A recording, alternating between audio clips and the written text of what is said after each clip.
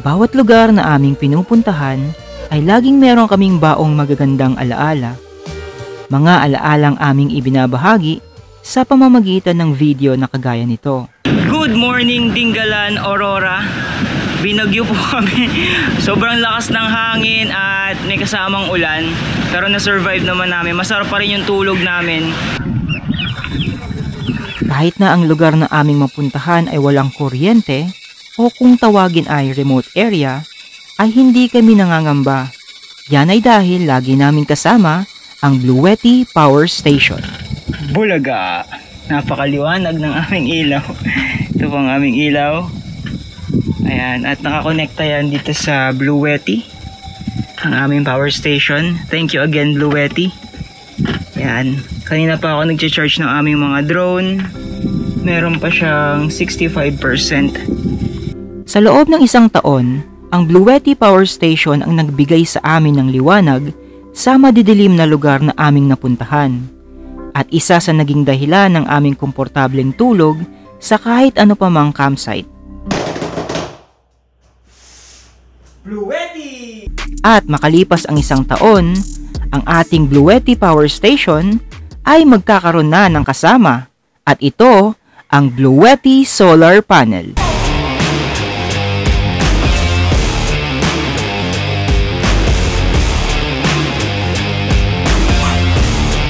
A year ago, pinadalan tayo ng Bluetti ng EB3A Power Station at kami ang living proof na sobrang sulit at talagang nakakatulong every time nagpupunta kami sa mga camping site or any remote areas kasi gamit na gamit namin siya kapag walang kuryente. And this time, pinadala naman tayo ng solar panel, syempre, ng Bluetti. Ang solar panel na pinadala sa atin ng Bluetti ay ang model PV120D. Thank you again Bluetti for sending this product. Unbox na natin itong solar panel ng Bluetti. Alright. Very secure ang packaging. Siyempre meron kagad yung manual sa loob. Yan. Tabi na natin yung box. Napaka-safe. Yung edging niya may mga styro at naka-bubble wrap. Tanggalin na natin.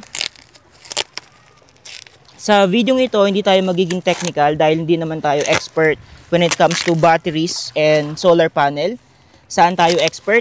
Expert tayo sa paggala kung saan-saan. Especially sa mga remote area, sa mga camping site.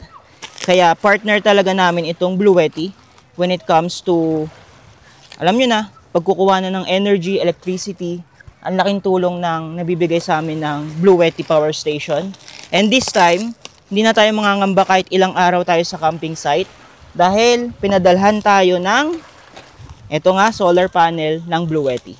Tantananan! Tantananan! Ang ganda!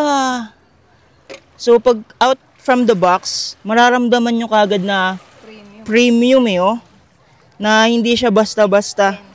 Oo. So, sabi sa description nito, ang kilos nito is around 5 kilos. Ayan. Napaka-premium pagkakagawa.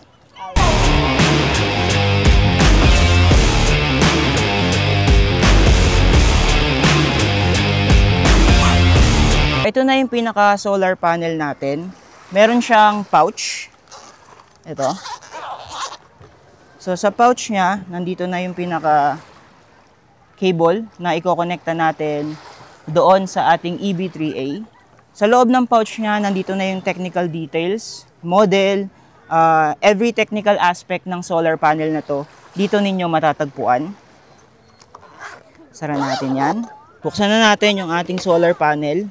Nandito yung lock niya sa bawat gilid. Yan. So, ilan panel ba ito? Mahaba pala to. Malaki. 1, 2, 3, 4. 4 panels siya. 4 na solar panel pala ito. 1, 2, 3, 4. At ang haba niya. Ayan o. Ang haba. Tapos yung kanyang pinaka-surface sa ibabaw, hindi siya yung karaniwang solar panel na madulas or makinis. Ito may mga edges siya. Para siya naka-emboss. Based sa research ko, ito yung mga bagong modelo ng solar panel, yung hindi makikinis kasi mas efficient siyang mag-harness ng energy from sunlight. Ayan. Ito nga pala ay IP65 rating. Ang ibig sabihin nun, splash proof na siya. Pwedeng maulanan, pwedeng mapatakan, matalsikan ng tubig, pero hindi siya pwedeng mababad sa tubig. Masisira siya. So yung ulan, talsik ng tubig, okay lang yan. Huwag nyo lang ibababad.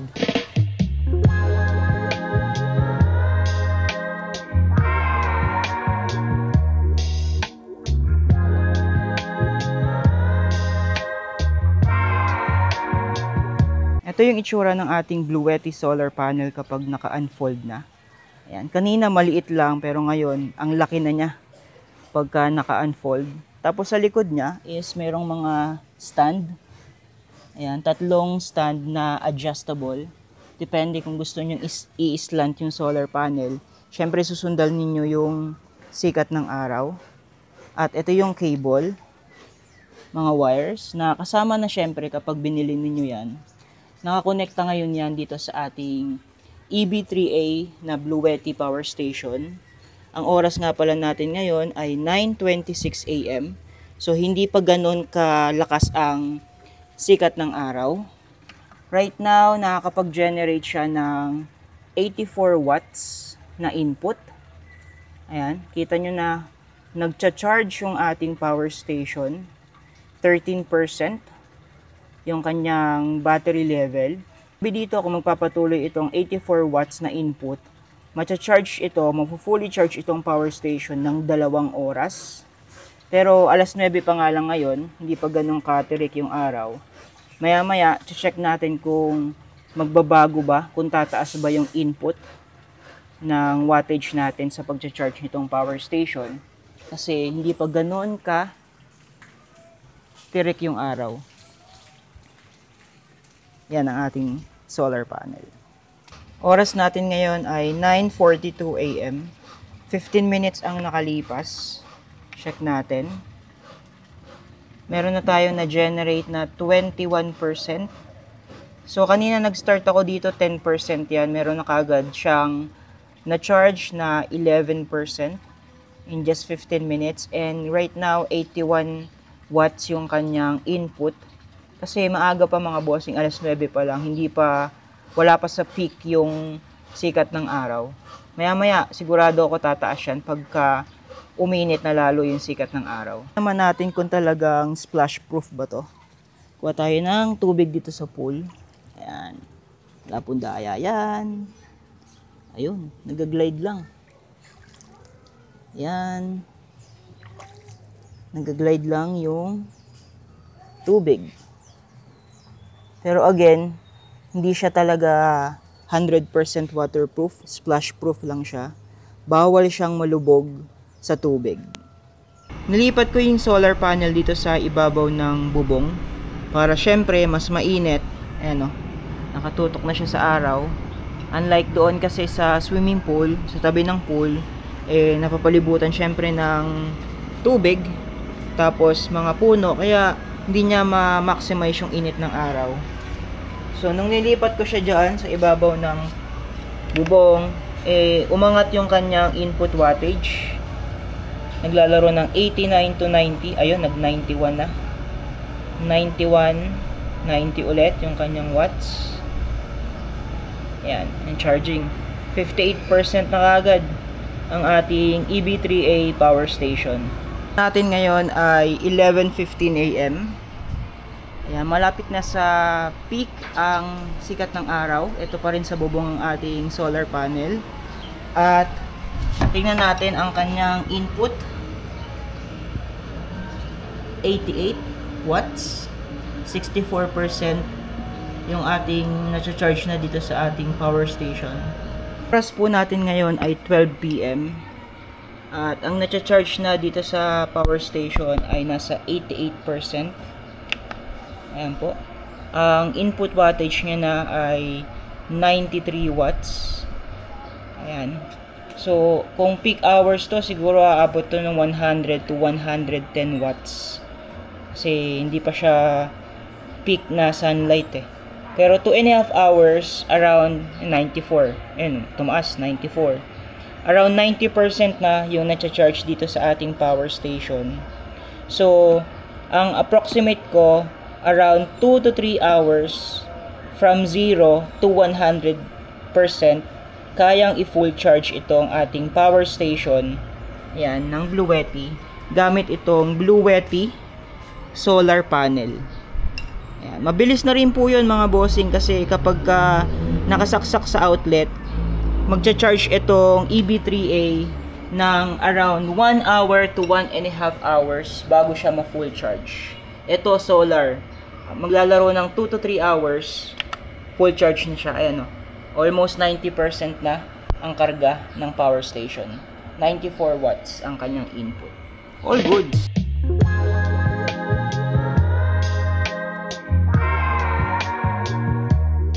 This Bluetti EB3A power station and Bluetti solar panel are very compact.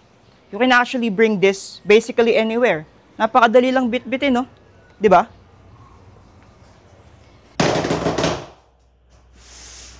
Bluetti!